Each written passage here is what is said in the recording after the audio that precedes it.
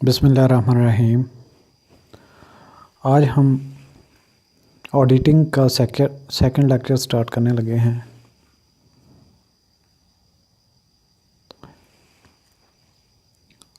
Auditor जो audit करता है किसी भी फर्म का, तो उसका अल्टीमेट जो ऑब्जेक्ट होता है उसका होता है कि इंडिपेंडेंट ओपिनियन देना। ऑडिटर की जो इंडिपेंडेंट ओपिनियन होती है वही जो बिज़नेस की परफॉर्मेंस के बारे में एक समरी टाइप होती है, जो ऑथेंटिक होती है, जिस पे जो ये फर्म होती है जिसका ऑडिट हुआ होता है, ये अपने फ्यूचर के लिए बड़ा इसके लिए इम्पोर्टेंट रोल होता है, क्योंकि जितने भी स्टेक होल्डर्स होते हैं वो ऑडिटर की रिपोर्ट पे ही रिलाई कर रहे होते हैं। इसके अलावा जितनी क्रेडिट एजेंसीज होती हैं, सप्लायर्स जो होते हैं और जो इसके क्रेडिटर्स होते हैं, वो सारे के सारे इसको लोन्स वगैरह जो हैं उसकी परफॉर्मेंस पे देते हैं, और उस परफॉर्मेंस का जो है पता चलता है ऑडिटर की रिपोर्ट से। तो what is auditors report? Auditor की रिपोर्ट होती क्या है? The primary aim of the primary aim of audit is to enable the auditor to say these accounts show a true and fair view। यानी कि audit करने का मकसद क्या होता है कि ताकि ऑडिट कर लेने के बाद ऑडिटर ये अपनी राय दे सके कि these accounts show a true and fair view, कि इस कंपनी के जो अकाउंट्स हैं वो ठीक हैं और जो प्रॉपर तरीके से बनाए गए हैं, और इसमें कोई भी फ्रॉडुलेंट जो है एंट्री नहीं की गई, या जितने अमाउंट शो की गई हैं वो ठीक हैं। तो अगर ये स्टेटमेंट होती है तो फिर तो बहुत अच्छा कि उस कंपनी ने बड़ा अच्छा परफॉर्म किया। अदरवाइज़ अगर वो लिख देगा कि these accounts does not show true and fair view, तो फिर उसके लिए प्रॉब्लमेटिक हो जाएगा, और उस कंपनी या उसकी जो फर्म है उसको उतने ही प्रॉब्लम्स होंगे जितने उसको फ़ायदे हो सकते हैं उससे डबल, क्योंकि कहीं से भी वो जाकर लोन लेंगे तो भी उनको नहीं मिलेगा, अगर मिलेगा तो फिर हाई इंटरेस्ट रेट पे। और of course to say that they do not show a true and fair view. एक तो ये है कि वो बताए कि ट्रू एंड फेयर व्यू। दूसरे नंबर पे ये भी हो सकता है कि ऑडिटर ये कहे टू से that these accounts do not show a true and fair view। अगर इस तरह का मतलब इन दोनों में से एक तो राय देगा ही, अपनी ओपिनियन देगा ही, या तो ये कहेगा कि ट्रू एंड फेयर व्यू पेश कर रही हैं, या फिर वो कहेगा कि do not show true and fair view. At the end of his audit, when he has examined the entity, it's record and it's financial statements, the auditor produces a report addressed to the owners, stakeholders, in which he expresses his opinion of the truth and fairness and sometimes other aspects of the financial statement। तो जो जब ये record देख लेता है, जो भी उसके पास होते हैं एंटिटी के फिनेंशियल स्टेटमेंट्स का ऑडिट कर लेता है, और फिर वो अपनी एक रिपोर्ट लिखता है जो मुखातिब को की जाती है, जो कंपनी के या जो बिज़नेस के स्टेक होल्डर्स होते हैं या शेयर होल्डर्स जो होते हैं, मेनली जो शेयर होल्डर होते हैं, ऑनर्स होते हैं, और उनको बताता है कि ये कंपनी फेयर व्यू दे रही है या नहीं। इसके अलावा और भी कुछ मकसद होते हैं ऑडिट के, वो भी उसके बारे में बता सकता है कि इसके इंटरनल कंट्रोल कैसे हैं, इंटरनल चेक्स वगैरह सारा कुछ। जिस मकसद के लिए अगर स्पेशल ऑडिट किया जाए तो वो जो जिस पर्पज़ के लिए ऑडिट किया जाएगा उस पर वो अपनी रिपोर्ट देगा। आगे ये है standard format of auditors report as per the companies ordinance 1984। जो कंपनीज 1984 में दिया गया है एक ऑडिट की जो रिपोर्ट है, ऑडिटर्स की रिपोर्ट किस तरह की होनी चाहिए, उसमें क्या क्या होना चाहिए, क्या बातें लिखेगा, वो भी आपको पता होना चाहिए। ये एक पैटर्न टाइप है किसी मतलब एक एग्जांपल देने के लिए, तो इसको देख लेते हैं। Auditors report, we have, auditor जो लिखेगा वो इस अंदाज से लिखेगा, we have audited the annexed balance sheet of company name as at the date, यानी कि जो कंपनी का नाम होगा वो लिखेगा, और जिस डेट को वो अपना ओपिनियन लिख रहा होगा वो लिखेगा। And the related profit and loss account, cash flow statement and statement of changes in equity together with the notes forming part thereof for the year then ended, and we state that we have obtained all information and explanations which to the best of our knowledge and belief were necessary for the purpose of our audit। Company का नाम लिख के उसके बारे में बताएगा कि उस जो पीरियड जहाँ तक एंड हुआ हम उसकी जो हमने क्या उसमें से जो है नतीजा अखज़ किया, उससे क्या हमने एक्सट्रैक्ट किया। इसके बाद ये आगे चल रहा है ऑडिटर की जो report. It is the responsibility of the companies management to establish and maintain system of internal control and prepare and present above said statements in conformity with approved accounting standards and the requirements of Companies Ordinance 1984.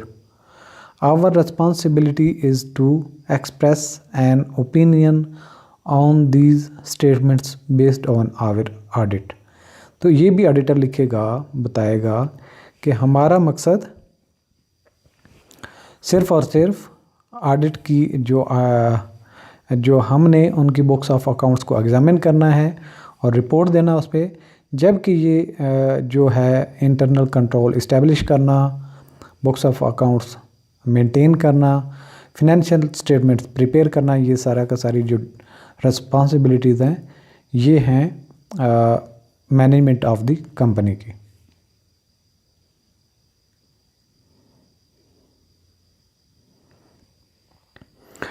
Next auditor क्या कहेगा? We conducted our audit in accordance with the auditing standards as applicable in Pakistan, के हमने जो है audit वो पाकिस्तान के जो लाज हैं उनके मुताबिक किया। These standards require that we plan and perform the audit to obtain reasonable assurance about whether the above said statement are free of any material misstatement। तो हमने जो है ऑडिट किया, हमने वो सारे काम किए जिनसे हम ये काफ़ी शवाहिद हासिल कर लें या सबूत हासिल कर लें, जिससे हमें पता चल जाए कि ये जो फिनेंशियल स्टेटमेंट प्रिपेयर की गई है इसमें कोई बड़ी गलती नहीं है। An audit includes examining, audit में क्या क्या चीज़ होता है? मुआयना करना ऑन दी टेस्ट बेसिस, यानी कि वो सारी की सारी चीज़ें नहीं देखते बल्कि टेस्ट लगाते हैं। Evidence supporting the amounts and disclosure in the above set statement, के जो फिनेंशियल स्टेटमेंट में जो डिजिट्स दिए गए हैं, जो अमाउंट्स दी गई हैं वो ठीक हैं, वो उनके जो उनकी सपोर्टिंग जितनी भी इंफॉर्मेशन होती है उनको देखने के बाद वो ये कंफर्म करते हैं। And audit also includes assessing the accounting policies, और ऑडिटिंग का ये भी मतलब होता है कि वो अकाउंटिंग की policies and significant estimates made by the management, कि जो उन्होंने मैनेजमेंट ने जो एस्टिमेट्स किए हैं उनको भी इवेलुएट किया जाए, as well as evaluating the overall presentation of the above said statement. ये और इसके अलावा बाकी सारी जितनी उनकी रिक्वायरमेंट्स होती हैं रूल्स एंड रेगुलेशंस की, वो सारी की सारी देखी जाती हैं। We believe that our audit provides a reasonable basis for our opinion, और वो ये भी ऑडिटर कहता है कि हमने जो काम किया हमें काफ़ी जो है जो सबूत मिले जिन सबूतों की बुनियाद पर हम अपनी ओपिनियन देने के काबिल हुए। And after due verification we report that, और सही हमने वेरीफाई करने के बाद ये रिपोर्ट पेश कर रहे हैं। क्या लिखेगा? In our opinion proper books of accounts have been kept by the company as required by the company ordinance 1984। अगर books of accounts proper maintain किए गए तो ये लिख देगा। नेक्स्ट क्या कहेगा? In our opinion the balance sheet and profit and loss account together with the notes thereon have been drawn up in conformity with company ordinance 1984 and are in agreement with the books of accounts and are further in accordance with accounting policies consistently applied।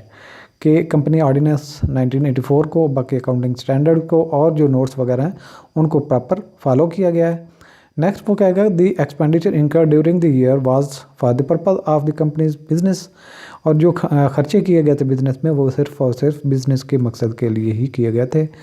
इसके अलावा क्या लिखेगा, the business conducted investments made and expenditure incurred during the year were in accordance with the objects of the company, और जो बाकी हैं expenditure हुए या इन्वेस्टमेंट की गई या फिर जो जितने और भी कोई जो हैं एक्शन लिए गए वो सारे के सारे जो बिज़नेस का ऑब्जेक्टिव था उसी के इनलाइन किए गए थे, उससे हट के नहीं किया गया।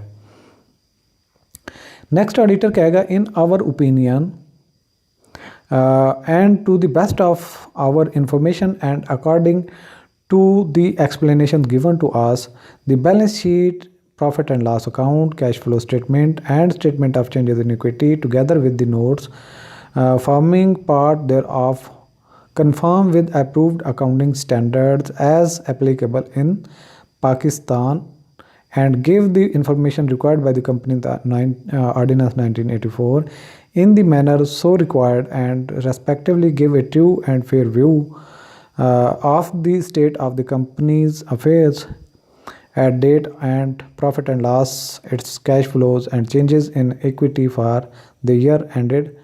तो मतलब ये है कि जितनी भी रूल्स एंड रेगुलेशन उनको फॉलो किया गया और जो है उनकी सारी की सारी जितनी वर्किंग थी, जो रिक्वायरमेंट्स थी लॉज की, उनको फॉलो करने के बाद जो profit and loss account, changes in equity, balance sheet, जितनी इनकम स्टेटमेंट्स भी थी या फिनेंशियल स्टेटमेंट की इन्फॉर्मेशन थी वो सारी की सारी ठीक ठीक प्रिपेयर की गई हैं। नेक्स्ट क्या आएगा, in our opinion Zakat deducted at source under the Zakat and Ushr ordinance 1984 was deducted by the company and deposited in the central zakat fund established under section 7 of that ordinance के जो ज़कात एंड उशर ऑर्डिनेंस 1980 है उसके section 7 के मुताबिक ज़कात deduct भी हुई और उसको सेंट्रल ज़कात फंड में डिपॉजिट भी करवाया गया।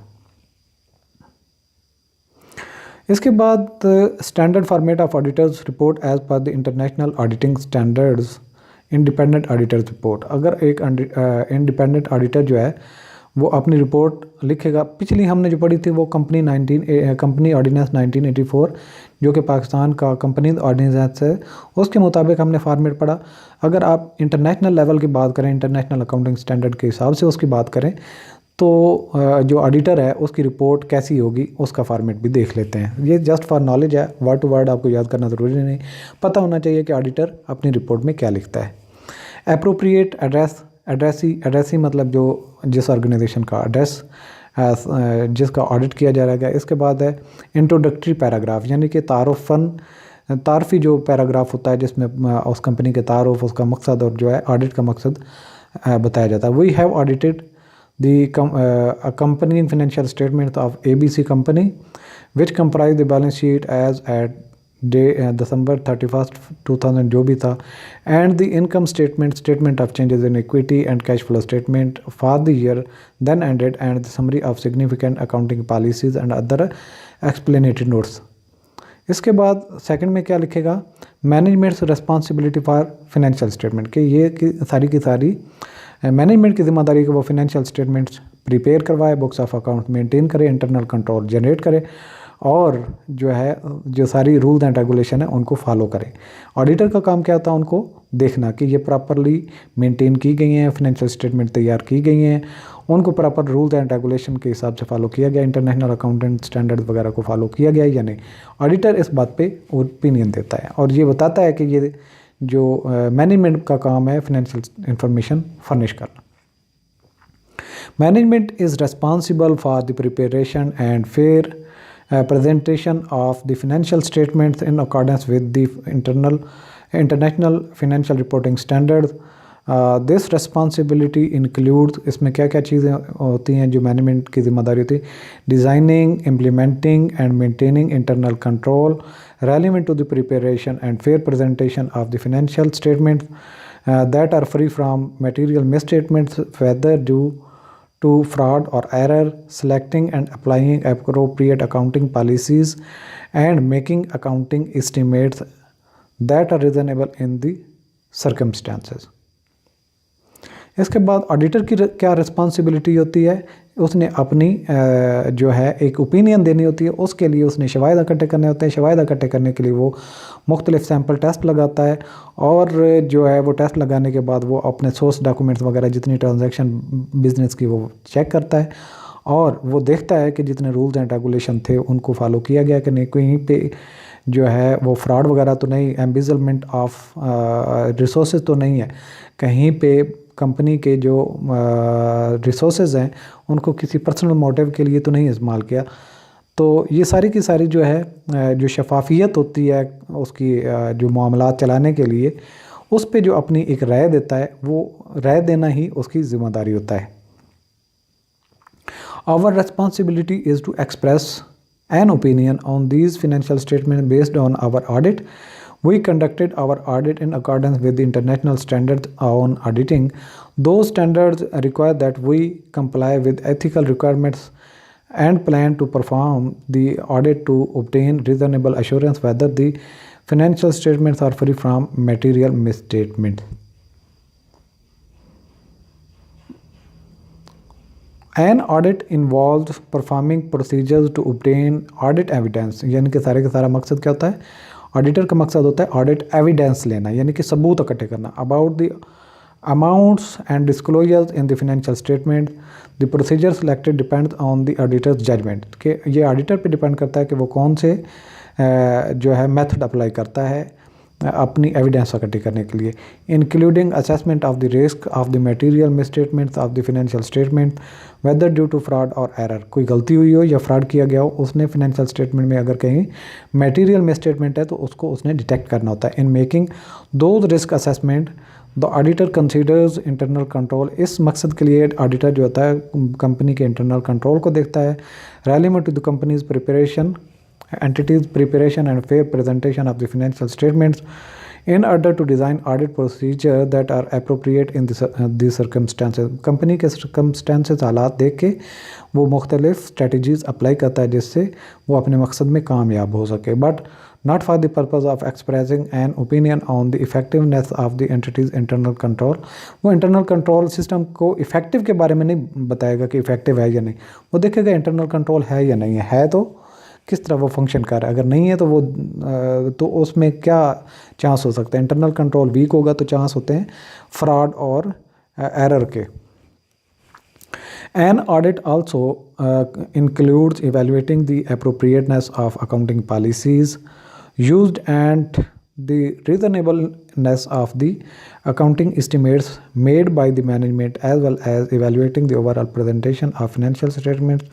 We believe that the audit evidence we have obtained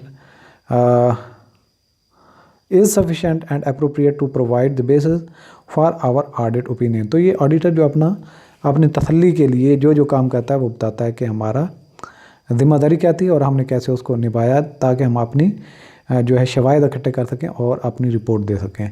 ये जो ऑडिटर अपनी ओपिनियन देता है उसमें क्या लिखता है, in our opinion the financial statement give true and fair view of और present fairly in all material respects. The financial position of ABC company as of December 31st, 2000 and of financial performance and its cash flows for the year then ended in accordance with the International Financial Reporting Standards. Report on other legal and regulatory requirements, form and content of this section of the auditor's report will vary depending on the nature of the auditor's other reporting responsibilities. तो ये सारा कुछ जो लिखने के बाद auditor अपनी राय देने के बाद क्या करता है, ऑडिटर के सिग्नेचर होते हैं, फिर उसकी डेट होती है जिसको वो रिपोर्ट पेश कर होता है, इसके अलावा ऑडिटर का जो कंप्लीट एड्रेस होता है वो अपना एंडोर्स करता है। अच्छा, what stand four auditors opinion. Opinion जो ऑडिटर देता है उसका मकसद क्या होता है, उसका मतलब क्या होता है। ये the auditors in his report does not say that the financial statement do show a true and fair view। वो ये नहीं कहता कि ये fair and true view पेश करे। he can only say that in his opinion। ये नहीं कहेगा कि ये यकीनी तौर पर हर चीज़ ठीक चल रही है, ये नहीं कहेगा, बल्कि कहेगा मेरी राय के मुताबिक। और उसकी राय जो है किस पे बेस करेगी, जो उसने काम किया हो, जो उसने एश्योरेंस इकट्ठी की हो। जो अश्योरेंस वो कहाँ से लेता है, वो एविडेंस से लेता है। एविडेंस कहाँ कैसे हासिल करता है, वो मुख्तलिफ जो ट्रांजैक्शन होती हैं उनको स्टार्ट से लेके एंड तक वेरीफाई करता है, चेक करता है, और उसकी बेस पे वो देखता है कि ये काम ठीक कर रहे हैं या नहीं कर रहे हैं। अगर वो जो चीज़ें देखता है उसको प्रॉपर मेंटेन मिलती हैं, हर चीज़ प्रॉपर सबूतों के साथ मिलती है, तो वो कहता है कि ये फंक्शनिंग ठीक कर रही है।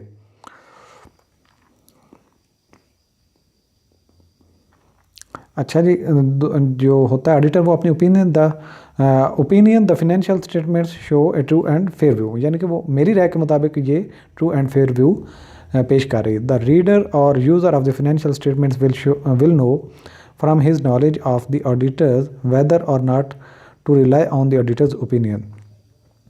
तो जो इन्वेस्टर है, जो user of the business information या जो उसकी रिपोर्ट है, वो उस पर डिपेंड करता है वो ऑडिटर की रिपोर्ट पे इत्मीनान करता है या नहीं करता। If the auditor is known to be independent, honest and competent, then his opinion will be relied upon. तो ये डिपेंड करता है कि एक ऑडिटर की अगर गुडविल अच्छी है, उसकी एक्सपर्टीज़ पे कोई शक नहीं है, तो उसकी जो रिपोर्ट होगी उस पर ब्लाइंडली जो उसका यूज़र है वो ट्रस्ट करेगा। अगर एक ऑडिटर जो है, बिज़नेस बहुत बड़ी है और ऑडिटर कोई छोटा हो, कम तजर्बे वाला हो, तो उसकी रिपोर्ट पे इन्वेस्टर कहाँ जो है ट्रस्ट करेगा, एतमाद नहीं करेगा, बल्कि वो मशकूक समझ के वो अपना डिसीजन कहीं और लेके जा सकता है।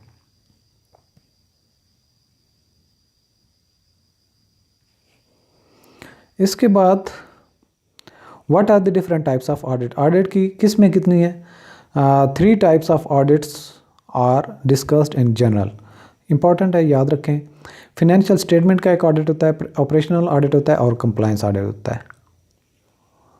सबसे पहले जो फिनेंशियल स्टेटमेंट का ऑडिट है, उसमें क्या किया जाता है, ऑडिटर जो फिनेंशियल स्टेटमेंट को वेरीफाई करता है, चेक करता है, और उसके जितने भी अमाउंट्स दी होती हैं लाइन बाय लाइन, उनके लिए सैंपल लेता है और टेस्ट लगा के वो कंफर्म करता है कि जो इन्फॉर्मेशन है वो ठीक है या नहीं।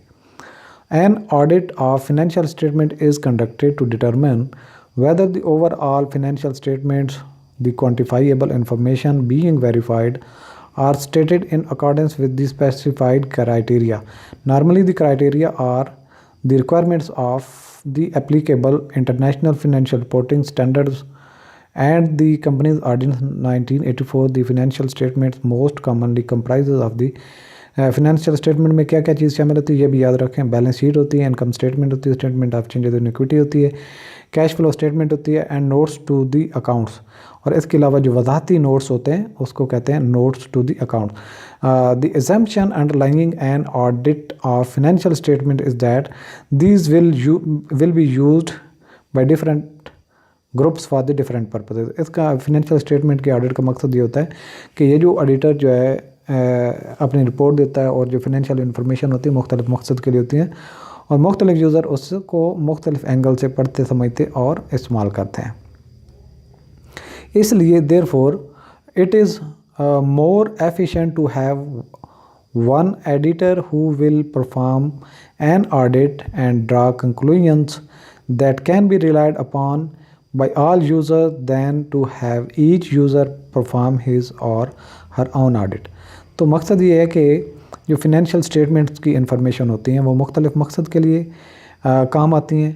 तो ऑडिटर की रिपोर्ट ऐसी होनी चाहिए कि उसको कोई भी देखे, कोई भी उसको किसी भी एंगल से देखे या किसी अपने मकसद के लिए देखे, तो वो जो ऑडिटर की रिपोर्ट है वो हर लिहाज से उसकी रहनुमाई करे।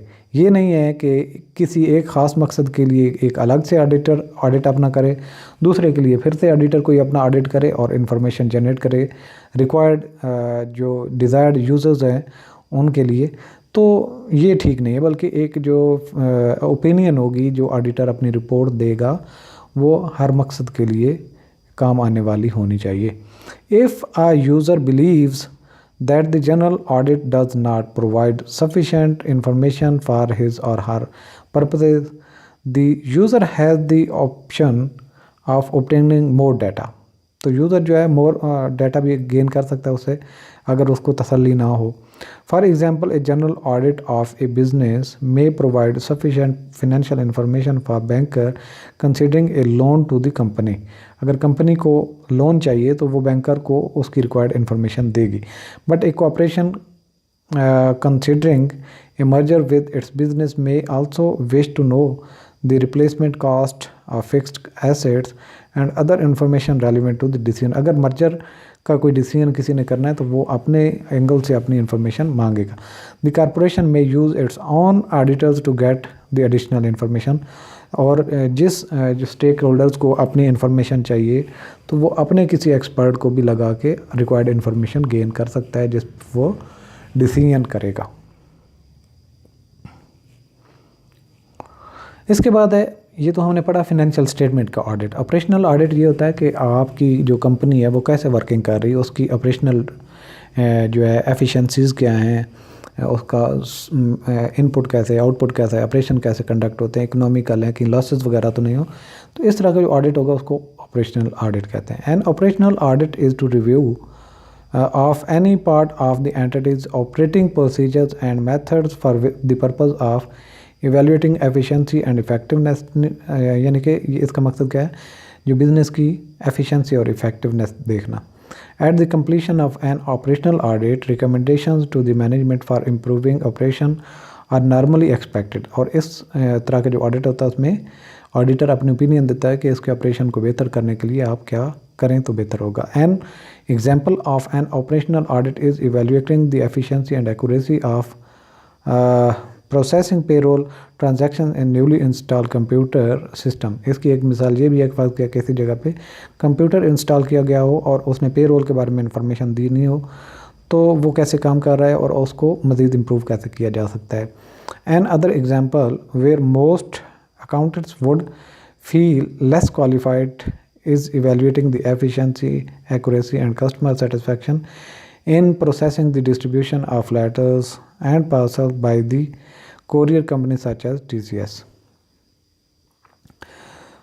Because of the many different areas in which operational effectiveness and can be evaluated, it is impossible to characterize the conduct of typical operational audit. Operational audit मुख्तलिफ़ किस्म का होता है, मुख्तलिफ़ मकासद का होता है, तो इसको सिर्फ एक जनरल तरीके से आप नहीं अप्लाई कर सकते बल्कि डिफरेंट एंगल से आप उसको कंडक्ट कर सकते हैं. In one organization the auditor might evaluate the relevancy and sufficiency of the information used by management in making decisions to acquire new fixed assets, while in a different organization the auditors might evaluate the efficiency of the proper flow of impossible scale. तो मकसद ये है कि ये नहीं है कि thumb rule नहीं है कि जो मेथड आपने एक कंपनी में अप्लाई किया तो वही दूसरी में आप अप्लाई करेंगे. तो डिपेंड करता है नेचर ऑफ बिज़नेस का, नेचर ऑफ ट्रांजैक्शंस का, नेचर ऑफ डिसीजन मेकिंग का.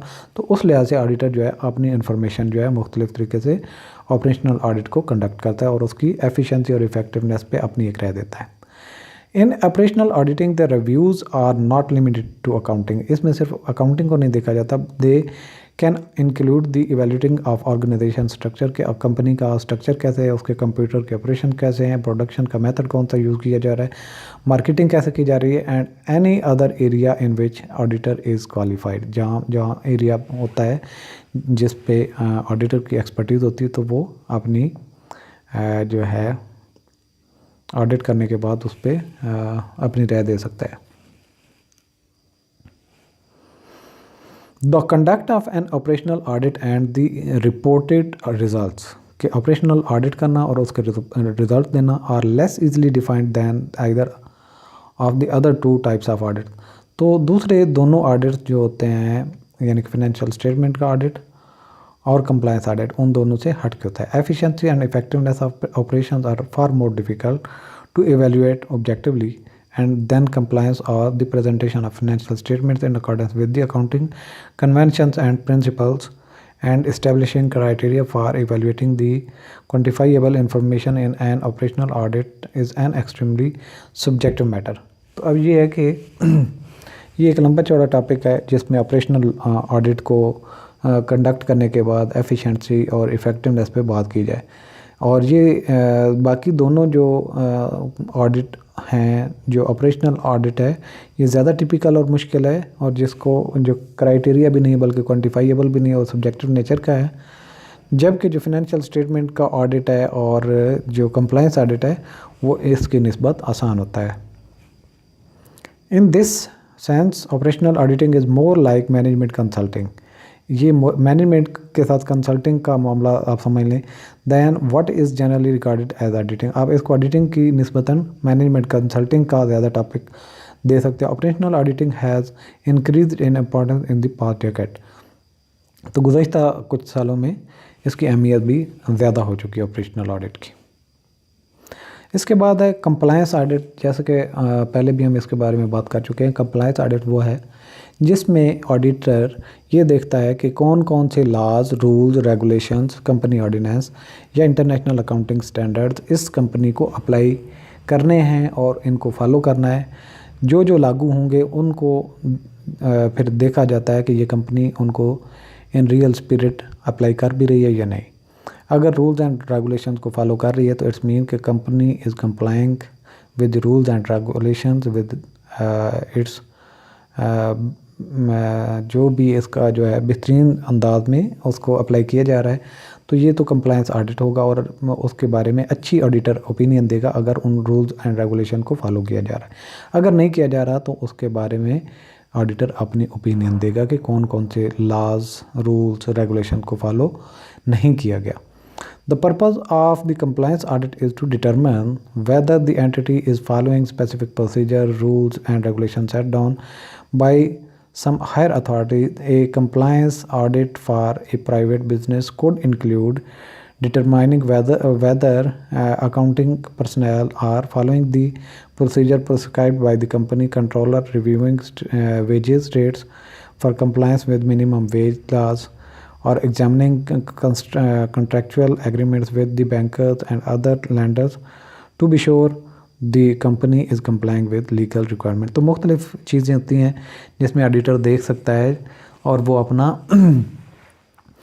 एविडेंस इकट्ठी कर सकता है ये कंपनी कंप्लाई कर रही है या नहीं।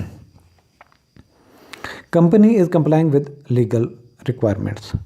In the audit of governmental units such as district school, there is exclusive compliance auditing due to extensive regulation by higher government authorities. In virtually every private and non-profit organization, there are prescribed policies, contractual agreements, and legal requirements that may call for compliance auditing.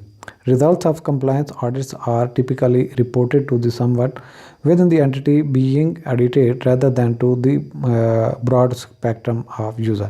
तो ये with in company report किया जाता है, सिर्फ company के management को बताया जाता है और जो है शेयर होल्डर्स को बताया जाता है कि कितना इनको कंप्लायंस ऑडिट इनका सक्सेसफुल है। और ये नॉर्मली इंटरनली ही यूज़ हो रहता है कि इसको फ़ायदा होना या जो है इसके ऑपरेशन है वो भी इससे डायरेक्टली इम्पैक्ट होते हैं। अगर कंप्लायंस ऑडिट आपका अच्छा है तो ऑपरेशन भी ऑटोमेटिकली अच्छे होंगे, एफिशिएंसी और इफेक्टिवनेस भी बढ़ेगी। तो ये मैनेजमेंट को रिपोर्ट किया जाता है as opposed to outside user. Outside user इसको कम ही इंटरेस्टेड होते हैं। Is the primary group connected with the content of the compliance with certain prescribed procedures and regulations. Hence, the significant portion of the work of this typical type is done by auditors employed by the entity itself.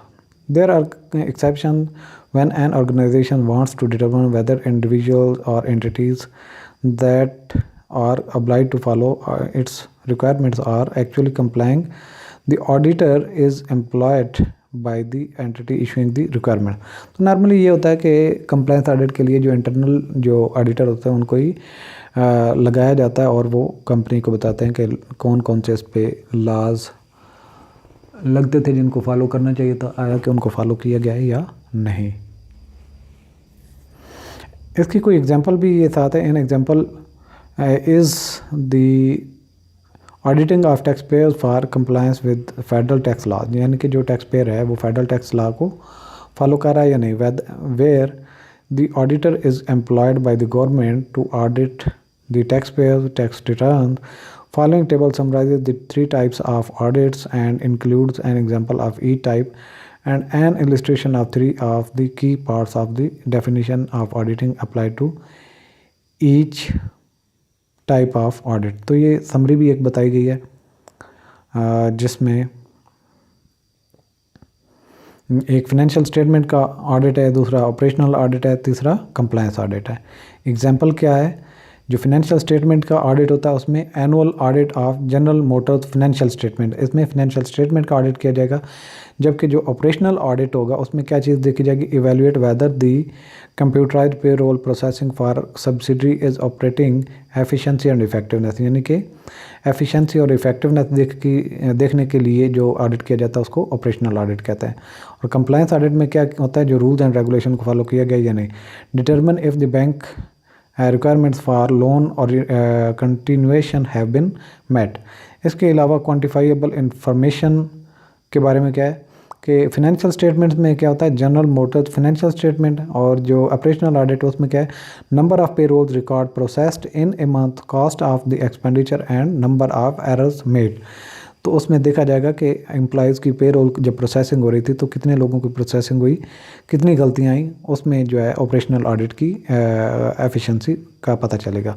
और compliance audit में ये देखा जाएगा company के records को कि कितने rules and regulation को फॉलो किया गया या डेविएट किया गया। इसके बाद है इस्टेब्लिश्ड क्राइटेरिया। फिनेंशियल स्टेटमेंट के ऑडिट करने के लिए international financial reporting standard framework जो होता है, ये क्राइटेरिया होता है, उसको देख के आप देख सकते हैं कि उनको फॉलो किया गया या नहीं। जो ऑपरेशनल ऑडिट होगा उसके लिए क्राइटेरिया क्या होगा? Company standards for the efficiency and effectiveness in payroll department. तो कंपनी के जो अपनी एफिशिएंसी और इफेक्टिवनेस चेक करने के लिए जो उसके पेरोल की जो डिपार्टमेंट में बनाई गई हो, तो वो भी बताती है कि ऑपरेशनल एक्टिविटी कितनी इस बेस पे एफिशिएंट थी या नहीं थी। इसके अलावा कंप्लायंस ऑडिट में अगर देखें तो लोन एग्रीमेंट प्रोविजन जो थी वो कितनी एज पर रूल थी। और हर एक ऑडिट के लिए एविडेंस कैसे इकट्ठी की जाती है? फिनेंशियल स्टेटमेंट का जब ऑडिट कर रहे हैं तो उसके लिए एविडेंस क्या होती है? Documents, records and outside source of evidence, यानी कि बैंक वगैरह से कंसल्ट करेंगे, या जो क्रेडिटर्स हैं या डेटर्स हैं उनसे भी आप रब्ता करके देख सकते हैं कि जो फिगर्स लिखे हैं ठीक लिखे हैं या नहीं। तो ये जो डॉक्यूमेंट्स होते हैं इंटरनल सोर्सेज से भी ले सकते हैं आप, एक्सटर्नल सोर्सेज से भी ले सकते हैं। तो ये जो है फिनेंशियल स्टेटमेंट का ऑडिट करने के लिए जो है एविडेंस बनते हैं। जो ऑपरेशनल ऑडिट होता है उसके लिए error reports, payroll record and payroll processing cost की कॉस्ट कितनी आई, कितने प्रोसेस किया गया, तो ये बेस बनेगा ऑपरेशनल ऑडिट के लिए एज एविडेंस। और कंप्लायंस ऑडिट के लिए एविडेंस हमारे पास क्या है कि financial statement and calculation by the auditor, के ऑडिटर ने फिनेंशियल स्टेटमेंट में जो इन्फॉर्मेशन देखी उनको जब काउंट किया एज पर जो है रूल्स एंड रेगुलेशन जो उस पर लागू होते हैं, तो उनके हिसाब से वो अगर फिनेंशियल स्टेटमेंट सही प्रिपेयर की गई थी, सही जो एज पर जो है IFRS वगैरह उनकी रिक्वायरमेंट को पूरा करते हुए अगर फॉलो करने के बाद उनको प्रिपेयर किया गया, तो इट्स मीन कि वो जो है कंप्लायंस ऑडिट उसका फिट है। आज का लेक्चर हमारा यहाँ पे ख़त्म होता है। Thanks to be with me. Allah हाफिज़।